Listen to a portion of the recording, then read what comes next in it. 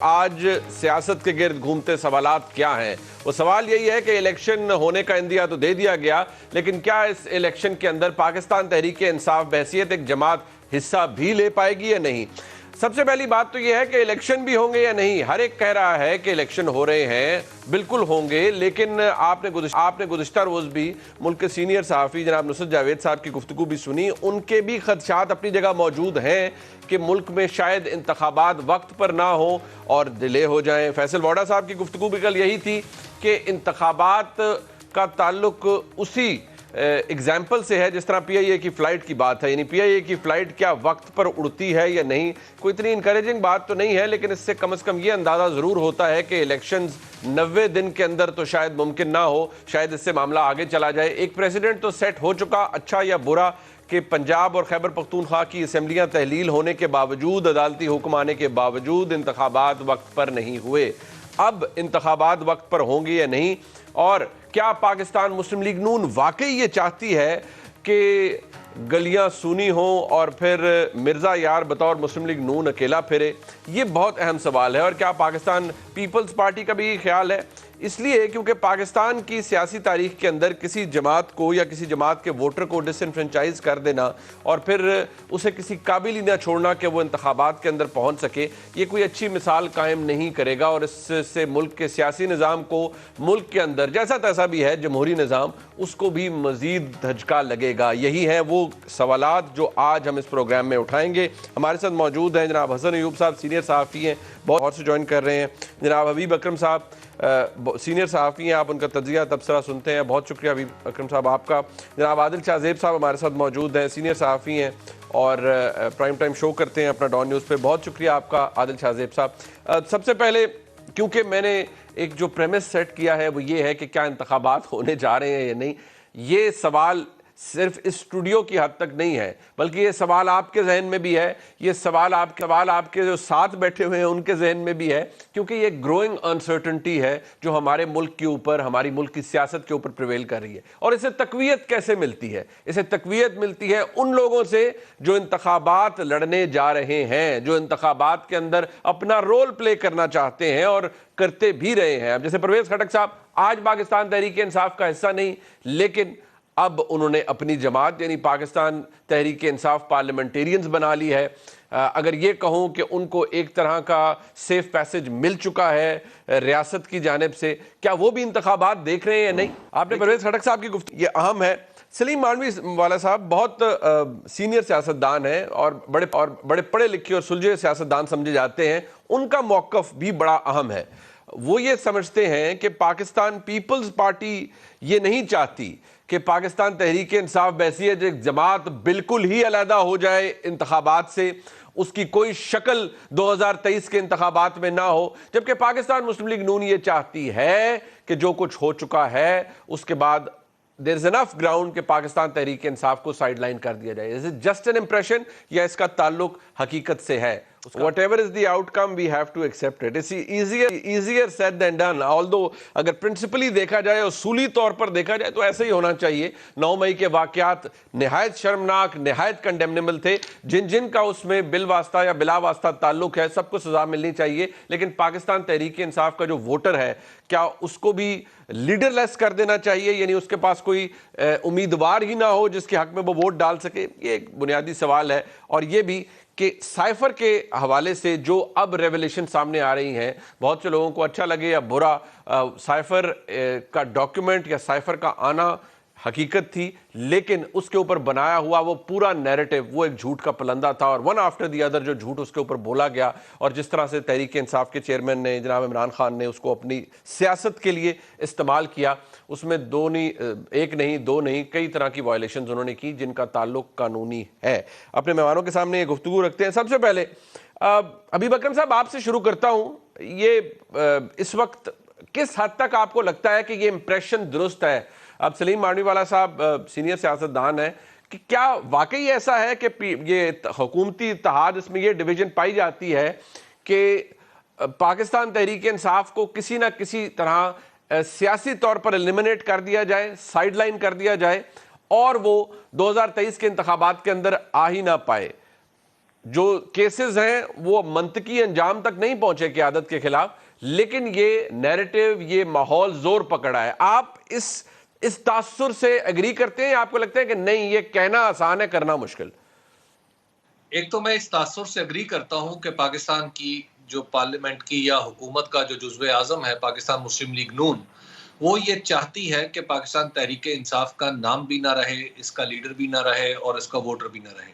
کچھ اسی طرح کی کیفیت پاکستان جو جمعیت علماء اسلام کے سربراہ ہیں وہ بھی اسی بات کا اظہار کرتے رہتے ہیں. محترمہ مریم نواز صاحبہ کئی برسر جلسہ یہ بات کرتی رہی ہیں کہ انہیں وہ یہ جلسے میں بات کرتی رہی ہیں کہ انہیں باقاعدہ طور پر یعنی پلڑے برابر چاہیے.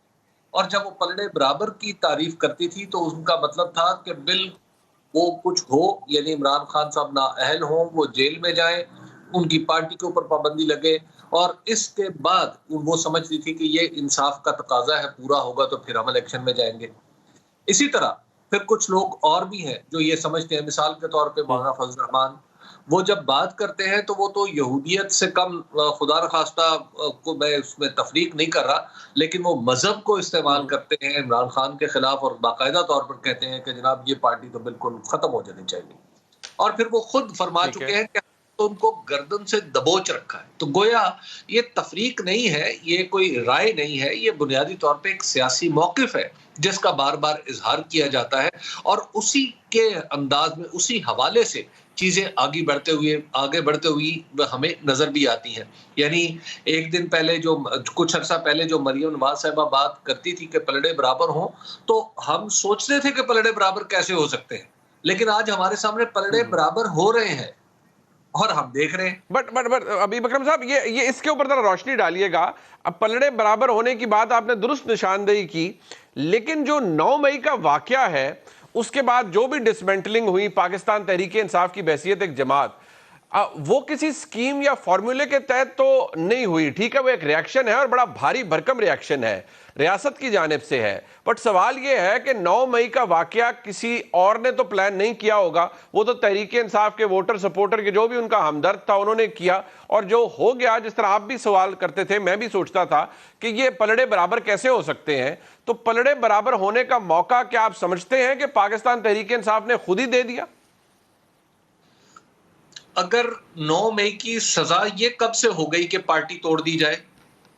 9 مئی کی یہ سزا کب سے ہو گئی کہ لوگوں کو اگر کوئی شخص جو ہے وہ بالکل کسی معاملے میں ملوث بھی نہیں ہے اور اس کو اٹھا لیا جائے یا اس کو کہا جائے کہ تم اپنی پارٹی تبدیل کرو؟ مطلب یہ 9 مئی سے اس معاملے کا کیا تعلق ہے؟ مطلب 9 مئی کے اس قابل مذمت اور ہمارے جو تاریخ کا ایک شرمناک دن ہے، اس کے مرتکب افراد کو سزا دینا ایک بات، لیکن پارٹی کو توڑنے سے اور اس کو کیسے ایکویٹ کیا جا سکتا ہے، مجھے یہ سمجھ نہیں آتی.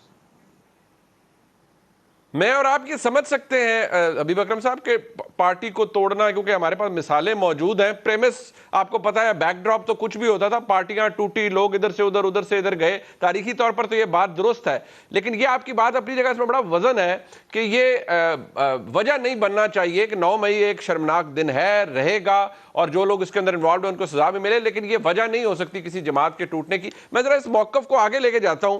عادل صاحب، اگر آپ کو میری آواز آ رہی ہے، یہ واقعی ہر ایک کے ذہن میں سوال ہے کہ ریزنز تو چلیں بن گئی، 9 مئی ایک وجہ بن گئی. باقی کیسز آپ دیکھ لیں، توشہ خانہ ابھی تک کوئی ڈیولپمنٹ خاص نہیں ہے، ابھی تو مینٹینیبلٹی کے اوپر ادھر ادھر ہو رہا ہے، میرٹس پہ ابھی اس طرح بات نہیں آئی، 2 گواہان کے بیان قلم بند ہوئے ہیں. القادر ٹرسٹ اس کے اندر اب جا کر نیب کے سامنے گئے ہیں، ایک دفعہ عمران خان صاحب تشریف لے گئے ہیں اور اب جا کے اعظم خان صاحب گئے ہیں.